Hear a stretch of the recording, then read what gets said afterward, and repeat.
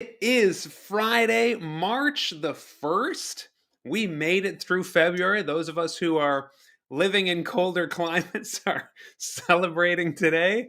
It is March. It feels like we've kind of made it through, even though there's typically lots of winter left for a Canadian. There's just something psychological about getting to this point.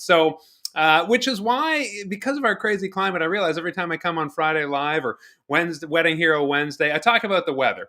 And that is, I'm aware that that is a cliche. It's a stereotype of a Canadian because, in a lot of places in the world, many of you watching here in the chat and joining us, the weather's like the same every day. Not much to talk about. But for Canadians, there's wild swings every day to the next. So, for example, it was raining and pouring on Wednesday. And then yesterday it was like minus 20. It was crazy, like a 30-degree swing in just 24 hours. So we're always talking about the weather. What do you want to talk about? Welcome to the question of the week. That is what we are doing here today. I get asked all the time, okay, a big ceremony is one thing, everyone's obediently sitting in their seats. They know what to do when they get to a ceremony space and the band is playing or the DJ is playing wedding-y music and all the chairs are lined up, those nice white folding chairs, and everyone sits down and faces the front. Everybody kind of knows what to do. But I guess, and as an officiant, what you're going to be doing at that time. You'll be off to the side. You'll be waiting for it to start. You'll be doing your final checks. You'll be some officiants like to engage some of the friends and family. Some like to stay off to the side, get collected, hover a little bit, and you kind of know what to do. Everybody's going through the understood motions, the expectations, but then you get asked to do a really small wedding. And by small, I mean maybe 10 guests. Or you have just been asked to do maybe an elopement style ceremony with just the couple and maybe a photographer or something. I have done all the extremes, a couple hundred people, two people. That's 100% down to 2%. And so, it's a very different feel. You want to behave a different way. You want to do different things in those scenarios. And so today I kind of want to walk you through the three scenarios: the big ceremony, the kind of 10-ish guests, 15 maybe at the most, anything more than that, and it'll probably resemble very much a ceremony of 200, 300 people, with some exceptions. So I don't know, 10, 15, 20 guests in there. And then I want to talk about what happens when it's just you, the officiant, and two people, a couple, and like I said, maybe a photographer, maybe a witness or something like that.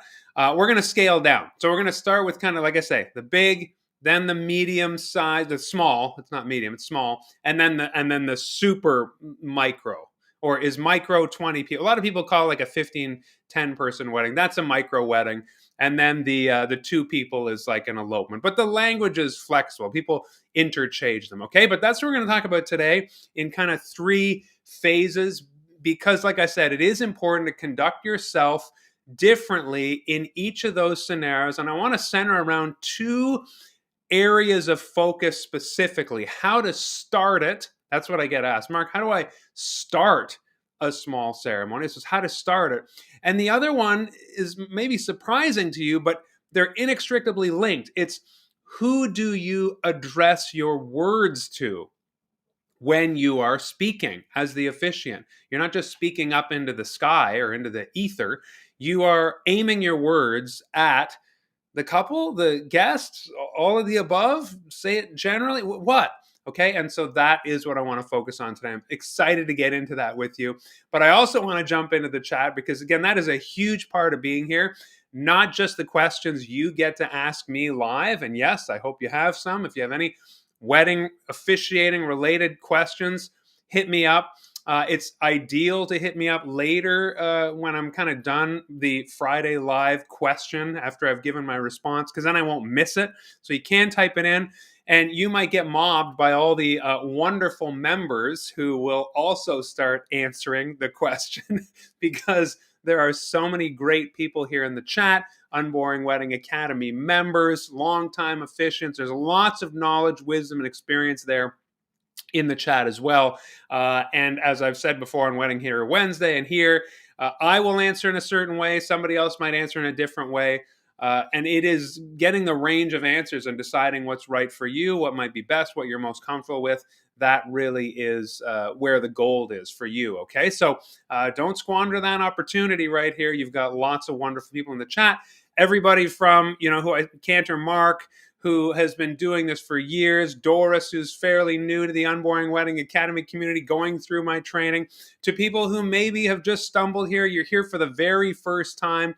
If that's you, welcome. If you've never done a wedding, that is what this is for as well. So thank you for that. I love Mark answering the question right away. How do I start a very small, unboring wedding ceremony of only a few guests? Well, he says the same way he starts all his ceremonies, which is a repeat after me prayer. God, please let this ceremony not be boring or too long. Amen. Love that. I think you're being serious that you do that in front of everybody, which is fun. Or is that just kind of you facing the corner, whispering that to yourself? I I think you do it up there out loud, which is a lot of fun. And Doris says you're in the process of taking the course. Awesome, Doris. I know that you're in and you're working on it. You're working in stage 4, the demo. Yes. So in stage 4, of course, I demo out writing the love story from scratch, from the couple's answers, with my 8-point checklist, all the best practices that make the story guaranteed to be amazing.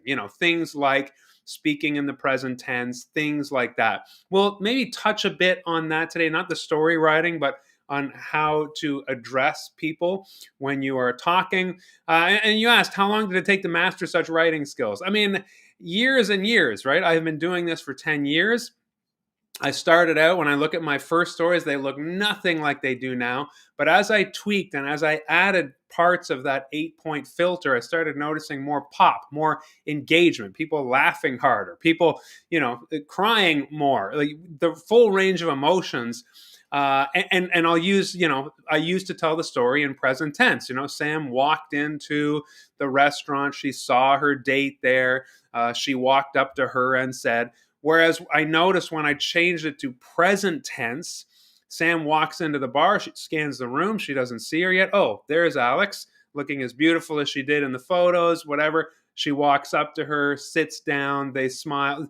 See how that slight change just made people, I just noticed. And when you get to do it over and over and over again, it's like comedians who, I've used this example before, cut their teeth kind of before they do a giant Netflix special at a packed house for 3,000 people.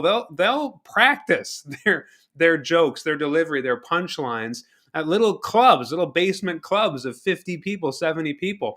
And I essentially got to do that as a wedding officiant over and over. And the story just got better. And I noticed when I do this, it plays better. When I do that, not as much. So I got to test and tweak.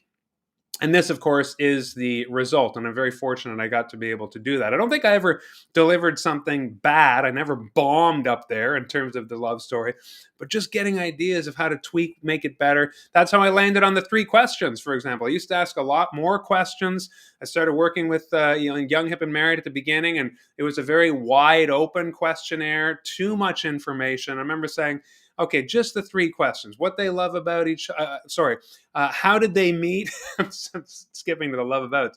How did they meet? What were the first impressions? What was the first date? What was the proposal? I just noticed those trends and just leaned into it. Lisa's here from New Jersey. Good to see you. Ruth from Kelowna, on holiday in LA. That sounds pretty nice.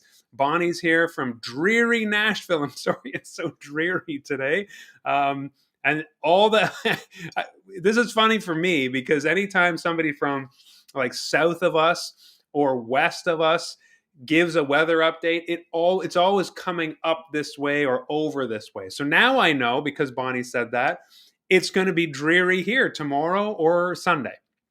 So thanks for the warning. Right now it's crisp, cold, and sunny today. Tamara's here from Loves Park. Always, Tamara. Good to see you. You're such a regular here. Jillian is here from Ottawa, if I'm remembering correctly and saying your name correctly. Mitzi's here. Amazing. In the car. This is your last text. Okay, hands on the wheel, Mitzi. Good to see you. Elise from Maine. Good to see you. A member, of course. Mitzi, a member. So many members. And then Mark is confirming he does say that aloud, the prayer. Love that. Esther is here in SoCal. And let's see. And now Jillian's talking to Mark. Ontario registered, you offer a graduate executive or old head All right. So let me get into it. You can keep chit-chatting in the chat. And like I say at the end, when I'm done talking in a few minutes, right? Just a few minutes, it'll be short. I will see if there's any questions, anything in the chat that you want me to address. Like I said, I want to kind of tackle this thinking about two things. First of all, how do you start it?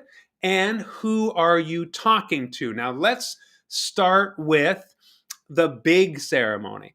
And traditionally, as we know, 99% of your couples are going to opt for one marrier is at the front, which is traditionally the groom spot, and another marrier is going to come down the aisle at the end of the processional, again, traditionally the bride spot.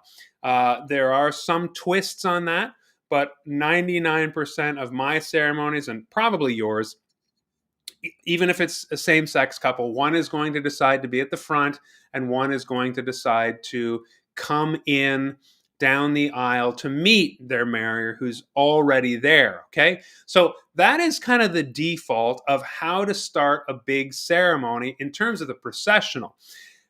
You've heard me harp on this before, I'm sure. If this is your first time, I gotta say the golden key to an amazing unboring ceremony with an engaged crowd is not just telling the love story, it is engaging the guests. The way that you get off on that foot, and Kender Mark, who's so good at his job, hinted at this already in the chat. You get up there ahead of time, and I don't mean like 10 minutes before. Don't do that. I mean, at start time, everyone's looking at their watches. The buzz is supposed to start at 3 p.m. Oh, here comes the officiant walking down the front, center aisle, or from the side, whatever the facility allows to work best. You stand up there, and sometimes you'll be with one of the marriers and their party, sometimes not. I don't want to get too deep into processional stuff. If you're interested in more on that, check out my Wedding Hero Wednesdays, where I'm walking through my book, Wedding Zero to Ceremony Hero. And we are getting to the processional week pretty soon when we talk about the ceremony, the pre-elements, which is the processional and that kind of stuff. So I don't want to get too far into those weeds right now, but I do want to say you are going to walk up as the officiant or celebrant and connect with the guests. So like I say, how do we start the big traditional ceremony?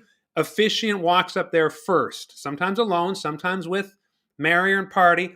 But you say, good afternoon, everyone. Nobody says anything back. And I always like, at that point, that's where I say, okay, I don't know if you've noticed, but we have this whole place to ourselves and we're allowed to be kind of noisy and rowdy. So good afternoon, everyone. And everybody will shout back and, oh, are you ready for Sam and Alex to get married? Cheer, cheer, wonderful.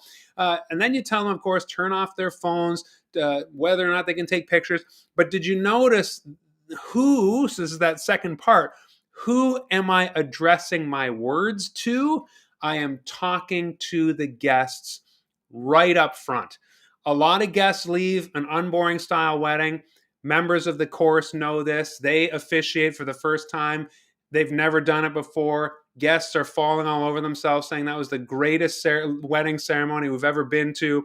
Yeah, they told the story, but what made it so freaking great? They can't often put their finger on it. The answer is the officiant is actually talking to the guests. I can't tell you how many times I've been to a wedding as a guest and the officiant acts like we're not there. They, get up, say some words, and generically maybe, like almost like a big announcement. Please turn off your phones, and it's just and then the couple gets there and they immediately start talking to their couple. And you just feel like you kind of observed something, eavesdropped on something up there the whole time, where right off the bat, when you say, good afternoon, are you ready? Are you excited? Announcement. Please turn off your phones. The photographer is going to take much better pictures than you ever could. Don't worry. Are you ready to get these started? Get these two married. The whole thing is to them. You're establishing that rapport. Okay. That then, typically, like I say, processional starts, marrier walks down the aisle. That's the traditional big wedding. We all know how to behave. We all know what happens. Now let's move to that major, the question, the reason why we're all here. Yeah, I know that, Mark, but how do I start a very small, unboring wedding ceremony of just a few guests? So let's kind of brainstorm here. Let's imagine there's 10 people, and I've done 10-person weddings, 15-person weddings in different scenarios. Under a tree by the Algonquin Hotel, on a bistro patio right adjacent to Queen Street, downtown Toronto. The umbrellas, picture, the awning, the umbrellas, the tables, the chairs, right there, fire trucks going by. Same thing where you're like, okay, this is a different scenario. There's not a whole bunch of chairs. People don't come and sit obediently necessarily. How do we get that started? So I want to jump into that, see if there's anybody saying anything in the chat. Gwen is here. Paul is here. Ruth is in Corona, LA. Tian is here. Good to see you. Hi. Okay, so let's get, no questions yet, just lots of hellos. Love it. So now let's get to that small group. Like I say, 10 people. There's a couple of different scenarios, but I always want to approach this from how do you start it and who do you talk to? Okay, so if there's 10 people there, like I say, whether it was a hotel or it's going to be hosted in some venue typically, unless I've been to weddings where it's like in the middle of a field and there's no chairs or anything. So the real wild card here is, what are the marriers doing? And I'll probably say this more than once this session, is the marrier coming down the kind of aisle, or of course with that few people there's no aisle, but is the marrier going to come out to music and walk towards one of the marriers? Or will it just be you and the guest starting, you, the officiant, and the guest, and both marriers come in hand in hand? That's also an option. Okay, the answer to what's going to happen there is, of course, say it with me now if you're experienced, you are going to ask your couple what they want to do. This will apply to this kind of micro wedding, and it'll also apply if there's just two of them meeting to elope with you. I have seen all the combinations that I just said in both of those scenarios, okay? Not just the big wedding. Big wedding, that same thing can happen. But because I get asked, how do I start the wedding? Well, the first thing is, your default is always, well, the couple are the boss. So it's amazing when you have just 10 people and you ask the couple, well, how do you want to come in? And a lot of time they will say, oh, marrier A, I just want to be at the front with you when we start, kind of traditionally. But marrier B, well, he wants to walk in and kind of make a bit of an entrance, even with 10 people. To which I always say, okay, then you do want some sort of music, right? So a lot of time that's like a Bluetooth speaker that works. You don't want it to be too crappy, like just a phone. You want the music to sound pretty good, but you will still have a situation where that person wants to walk to the front towards their fiance and take their places in the traditional style. So in that case, we've answered kind of how they're getting to the front. So now we can answer our two main angles of attack here, which is, how do you start it? Well, in that case, I would still walk up under the little tree by the Algonquin or on that patio and say, hey, everyone, we're going to get started in just a few minutes here. Now, you're not being as big when you're talking to 200 people, right? As when you're talking to 200 people. Because when it's 200 people, you go, are you ready? You're kind of whipping them up. I wouldn't necessarily do that with just 10 people. That's too much for 10 people. You're going to steamroll them. And a lot of you are saying, well, I'm not bombastic, and that's good. But even if you walked out there and would say like, "Hey, everybody, who here is ready for these two to get married?" And if there's like 8 people, it'll be kind of like, yeah, me too. You're not getting the cheer. You're not getting that mimetic energy from the crowd. That's just not there. So you have to remember that crowds bring this human being strange phenomenon energy that happens. Think of like Taylor Swift concert or religious experience where there's hundreds or thousands of people. You're not getting that with 6, 7, or 8 people. However, you still want that same rapport. So you get out there, I get out there and I say, "Hey, everybody, we're going to get started here, but it's great to see you. My name's Mark.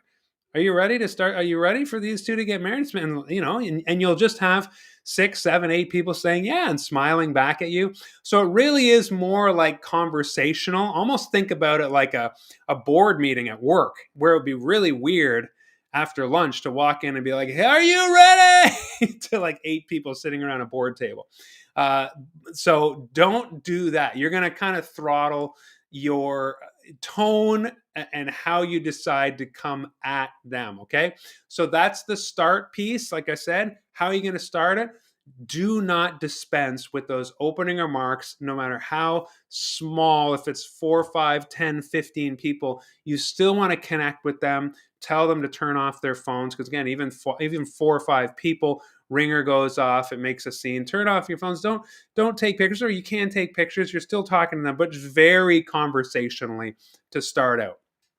Okay. And so that's the how you're starting. And again, it's the who you're talking to. You are talking to the guests. And then when you get into the ceremony, this is where it's slightly different. So I'm going to bounce back to the big ceremony. And I love that Doris kind of started out by saying she's in stage 4 of the course. She's learning how to write the story, which again, she's doing extra work because she also has the love story caster, which is our story writing tool that writes your couple's love story for you. You just put their answers in, hit a button, and it generates it and sends it to you in 3 minutes. And I bring that up because I have programmed that recipe in the AI to be very down to earth, very fun, and write in present tense, as I mentioned off the top, but also to be speaking about the couple uh, as though they weren't there. So this is a huge key in your delivery. People ask me about this. Wait a minute, Mark, this is Sam and Alex's wedding, and you're saying Sam walks into the restaurant, looks for Alex. Wait a minute, you're talking about them, even though they're standing right in front of you. Yes, that is the magic. That is, like I say, what guests have a hard time putting their finger on. You're telling the love story of the couple getting married to the guests for 10 minutes. And even then, when you get to the love about section, you say, here's what they love about each other. You're talking for all that time to people, and the couple happens to be there. Now, when you make the turn to the vows and the rings and the elements, you start addressing the couple. In fact, right before I finish my speech, I turn and start addressing the couple. And so, Sam and Alex, you're here today to promise your lives to each other. But 90% of the story and the love abouts, the talking, is about the couple.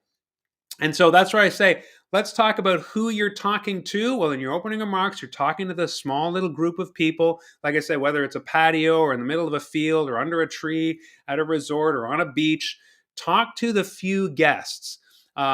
During the story, you can adjust based on how small. So I do want to say that if it's like 3, 4 people, oftentimes I will change this, especially if it's just a photographer and a witness. So now we're getting even much smaller, but this is kind of bundled up in, like I say, we're going to move to like the super small.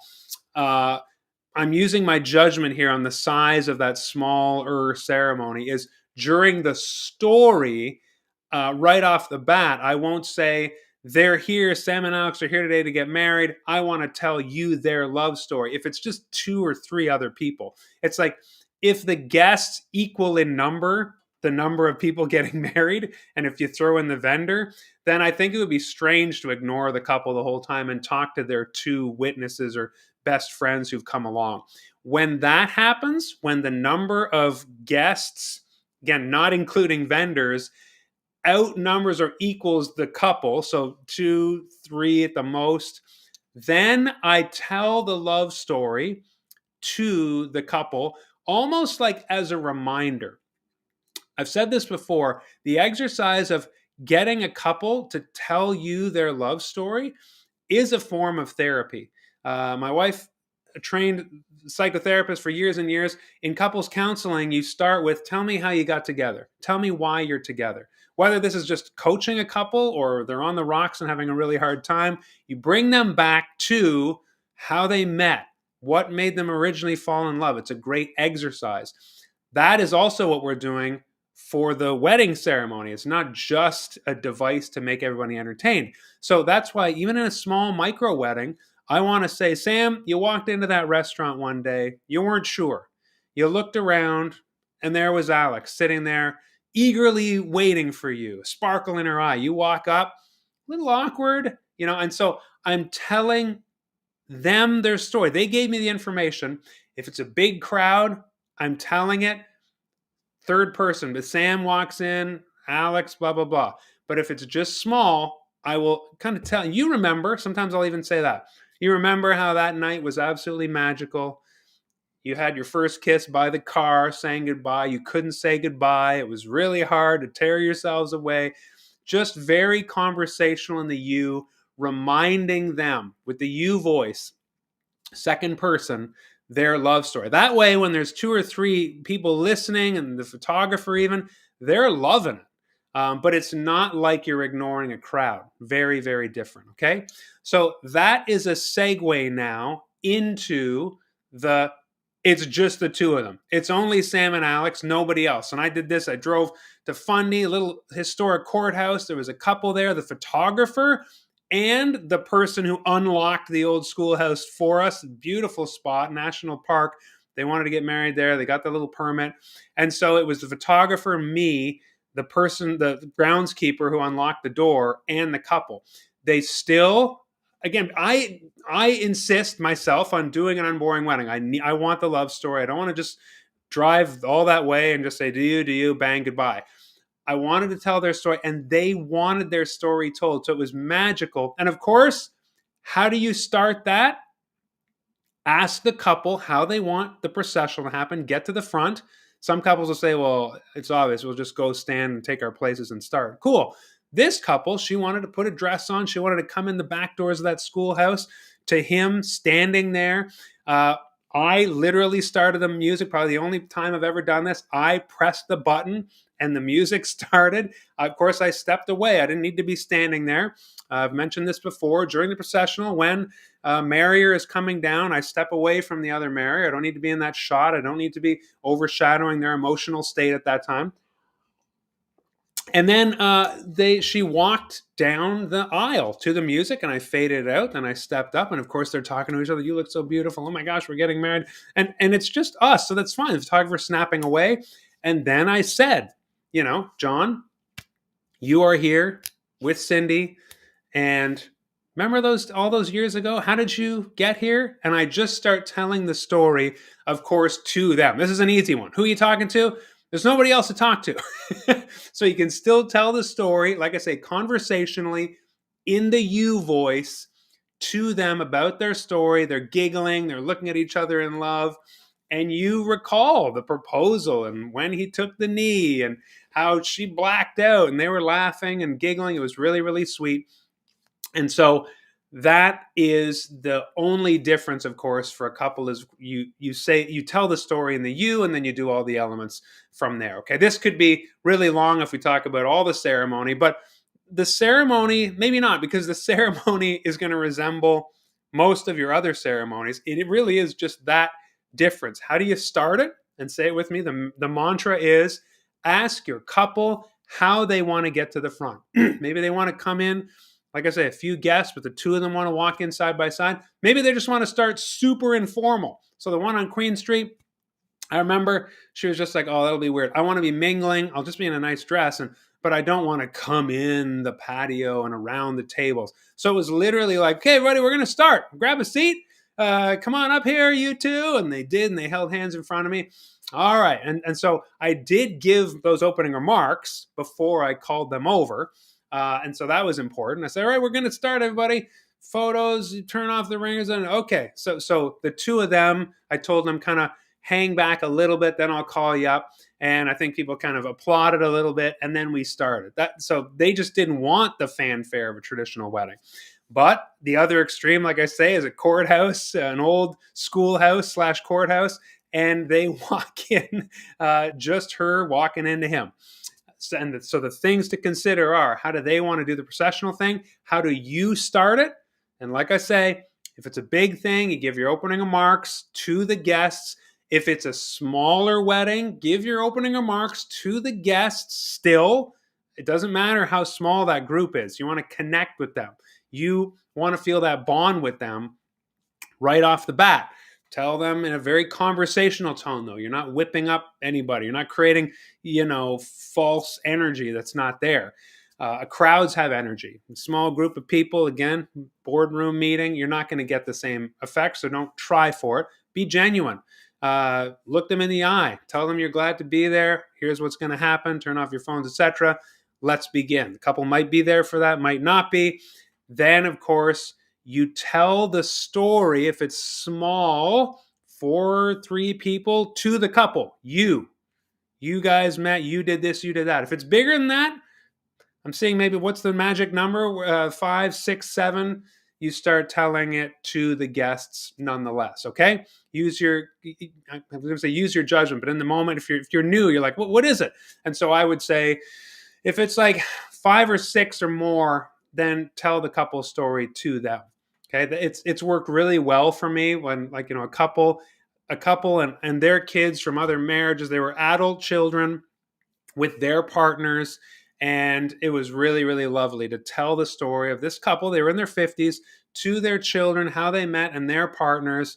And it was great. And I wouldn't have changed it. I wouldn't have said you and kind of ignored the kids. I wanted to talk to the guests that whole time about the two. When it's super small, there's nobody to talk to at the beginning, no opening remarks to make. Ask the couple how they want to come in, and then you just start telling them their own story in a reminiscing style. You might think, well, that's kind of redundant. No, it's not. They want to be reminded. They told you this stuff. It's this fun experience. Lots of photos being taken of them laughing and having a great time. Okay? So that's it. Hopefully that was helpful. Now I have a big old talk to include in the link when I tell people, how do you start a small wedding ceremony and what do you need to think of? You need to think about how they want to start it and who you're talking to. That's really, really important. Okay, so let me see if there's anything in the chat here before I pop off for the weekend. Love all the comments. Love all the good stuff. Karen says, I'm late to the party. Hello from Orlando. You made it, Karen. I just married a couple yesterday. Private ceremony, just the two of them, but then I married them again for the big show in April. That's cool. So, Karen, I would love to kind of, hear what you said. You popped in here at 20 after when I was kind of in the middle of it. But this is a case of, maybe you just did the private ceremony real quick. Again, I insist on telling their story. However, in that case, I might hold the story, just tell them what they love about each other, or maybe they read their own vows or something like that. Because when there's a big wedding, I would prefer that they don't know the story. That is magic. I get asked that a lot as well. Mark, you show the whole script, right? I've heard you say you show the whole script. I show the whole script, but not the story. I want them to hear their story for the first time with their guests, so there's magic. That's an interesting one to navigate there. Diana says, I used the address ready for these two to finally get married. At my first wedding, there was only 10 people as guests, but the couple was an hour late, so it worked. Yeah, no, I'm not suggesting you don't say that. I'm saying don't say it like in your let's get ready to rumble voice, right? But I still say to the 10 people, are you ready? Should we get these? Especially, this is okay. Look at the time. Are you guys ready? I know we're ready. That kind of thing. It's fun to just be very conversational with such few people. That's great, Diana. Great instinct. So definitely connect and speak to them. Hope I was clear on that. But you don't need to say, are you ready? Like Oprah to to that few people. It'll feel kind of conjured up. It'll feel kind of convoluted. Um, cool. Paul, is there a magic number where you'd not have a rehearsal? Yeah, that's a good question. I was talking about this on the Wedding Hero Wednesday, I think, and maybe that's why it's in your mind because I know you were here. I think that it's good to connect with the couple, even if it's just the two of them. Show up on site, show them where they're going to stand, et cetera, et cetera. So for me, because it's built in to my price, I never discourage the couple from having a rehearsal. I don't insist on it if nobody else can make it. So I wouldn't say there's a magic number. There's other factors to consider. If they're very familiar with the space, and so are you, then that is one reason. If you can't get the venue, like I say, it's constructive to get together just with the couple and walk through the space. But if you can't even have the space, then you might want to consider scrapping. And I've had couples say, oh, might not be worth it, but you're always going to gain from having a rehearsal. It's never going to be a waste of time, because at the very least, you can go to where you're standing. You can get the couple to face each other. You can give them the prompts about how they're going to do their vows. I'm going to hand you the mic, or I'm going to do this and that. Even with the two of them, you will always benefit from some sort of run through, walk through. But you might be thinking in your mind, wow, to drive an hour to do that for 10 minutes and then drive an hour back again might not be worth it. That's true. It's not ideal to have a rehearsal when the people in the wedding are not going to be there. And so I have said to the couple, sometimes in the workshop, if they know, let's scrap the rehearsal because no one's going to be there, I'll actually talk them through what's going to happen right there at the table and say, you'll probably forget this 5 weeks from now, but you'll see all the bullet points in the script of everything I'm saying here. But that's unfortunate that we can't have a rehearsal, because it would really it would benefit. And so that's why, if it's 20 minutes away, like that's my radius right now, I've just limited my weddings to a 20-25 minute radius. I will go out there on a Friday night just with the couple and say, here's where we're going to stand. You're going to come in from there, Tracy. Good. We should practice at least with the couple, and everyone else can just kind of figure it on the day. So I'll go back to, it'll never be a waste of time to do a rehearsal for a wedding ceremony. That's me. Anytime I talk rehearsal, I know it's kind of one of those controversial topics, because there's a bit of a zeitgeist right now of officiants saying, you don't need a rehearsal. It's a waste of your time. It's a waste of my time. We're going to be fine. I'll be able to cue you on the day. I'm not for it. So I don't know if I'm an outlier on there. I personally would never do a wedding without a rehearsal, unless no one's going to show up, or the couple, they're the boss. This is like anything else. If the couple says, look, Mark, we don't want a rehearsal, we just don't want it. It's like anything else. I can say, I would advise that we do, but you're not going to force your couple to do it. It's their decision. Like any other element that you're not a fan of putting in or leaving out, they decide. It's their ceremony. So I might say, look, it's just a 20-minute drive for me. I'd love to go out there, stand with you in the spot, show you where you're going to walk and stand and hide before the ceremony. Just figure out some logistics. And a lot of time they're like, oh, yeah, okay, that's great. And it's a Friday night. It's going to be beautiful. I'll ride my motorcycle out there. So, it works for me too. Latina says, great points. Good. Have to get the couple buy-in. Exactly.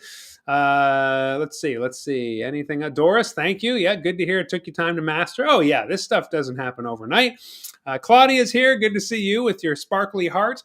Mitzi says, you've stopped driving. You love the reminder to tell the couple story in the present tense when there's a larger crowd. Tell the couple their own story in a private or micro ceremony. Yes, Mitzi gets it. So I must have been clear. Even though she was driving, she still got it. Tell the couple their own story in the you voice, even if it's a small ceremony. It's super, super helpful. They love it. They're having a good time. It adds an extra layer. It slows down the moment. it makes it more sacred even than it already is when you tell the couple their story. It can be an annotated version. You're not playing to the crowd. There's going to be a lot more energy when you say, and then Sam just leaves without even saying goodbye, and she's wondering, did she leave? Did she go? Is she gone for the night? People are laughing. You're not going to play to the crowd, but you can still say, and then Sam, you just left, and Alex wondered, is that it? Did she just leave? Oh, she just went to the bathroom. That is, it still works. It's just the you versus the them. It's just who you're talking to that makes all the difference. Thank you for that, Mitzi. Really appreciate that. And Jillian says small ceremonies can be more personable for sure. Mom and dad had 5 people. What about my question regarding a graduate course? Did I miss that? I think maybe I saw something about that graduate course, but you said Mark with a C, so I thought you were talking to the other Mark. Can you hit me up again? I'm oh, I'm oh, okay, that's it. You typed Mark with a C, so I thought you were talking to Cantor Mark. I thought you guys had some stuff going on in the chat. Uh, I get Mark with a C a lot, and then I just say, oh, they meant Mark with a K. But when there isn't a Mark with a C in the chat, so and he's like a vortex of energy and engagement. Sorry, that's why I just kind of was like, oh, are you talking to Mark? I'm Ontario registered. Do you offer a graduate or executive or old head compliment? I'm not sure what you mean, actually. Compliment. Can you elucidate on that a little bit? What are you asking exactly? You're registered in Ontario. Okay.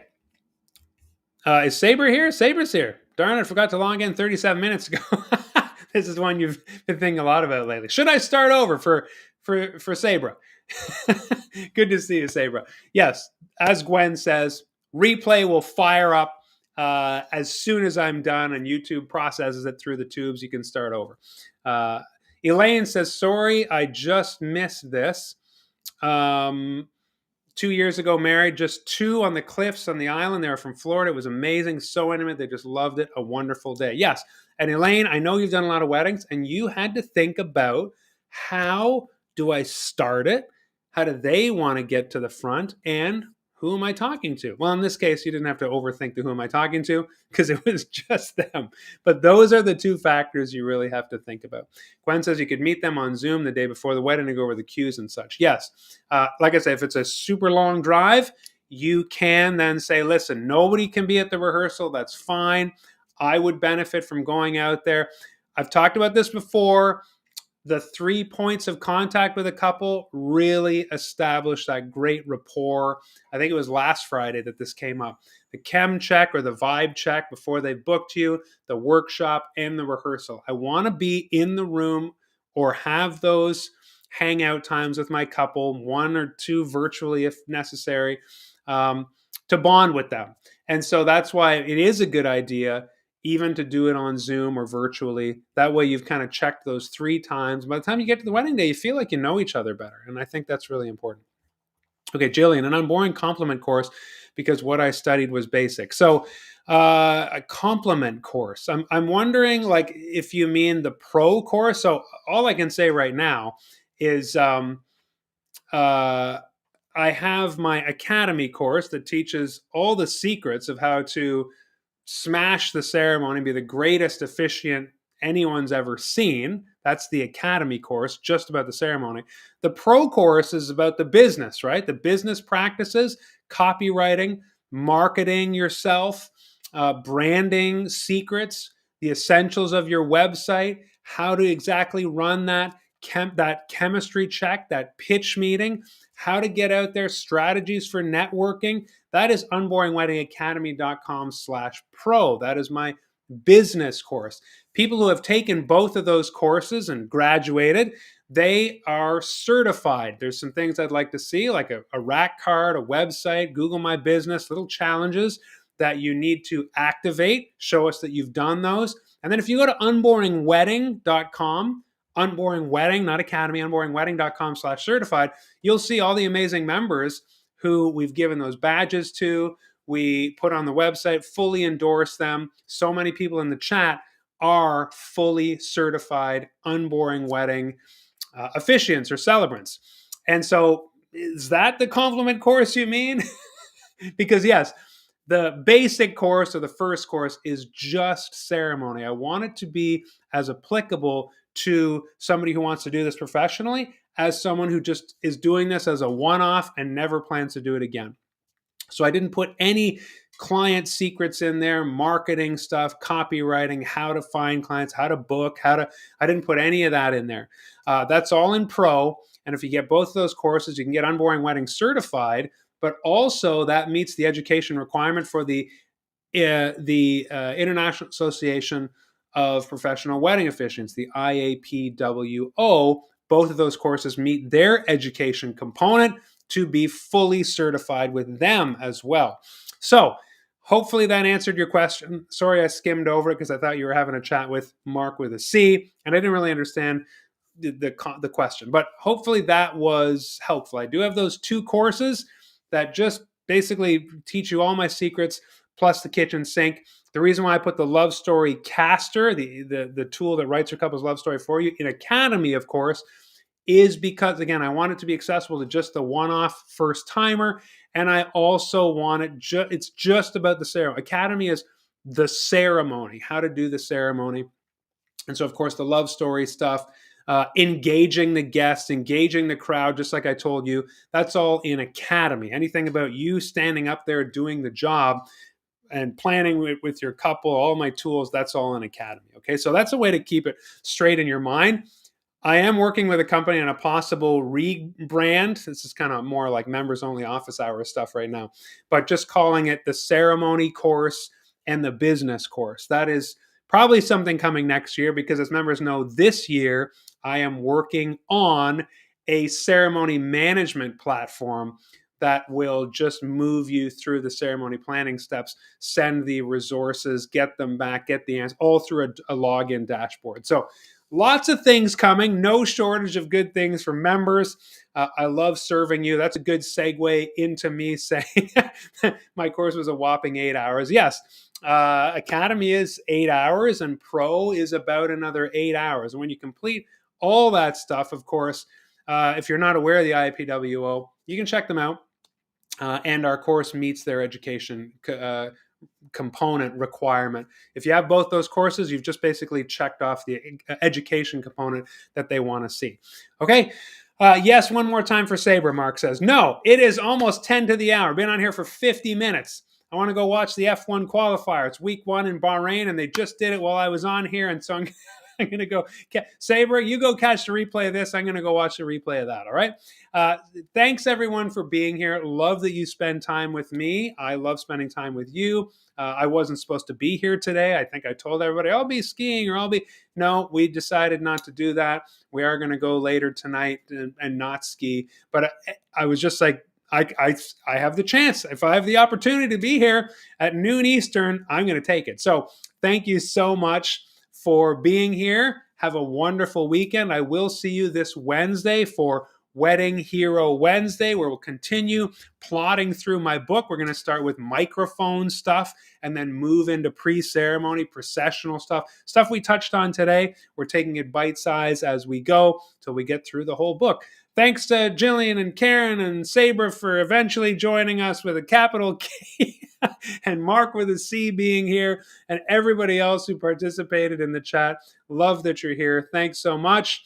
If you want to join this great group, check out unboringweddingacademy.com. If you're interested in the pro course, unboringweddingacademy.com/pro. And I'd love to see you as a member because this is what I do, and I'm here for you. Have a wonderful weekend, everybody. Thanks so much. Marry on.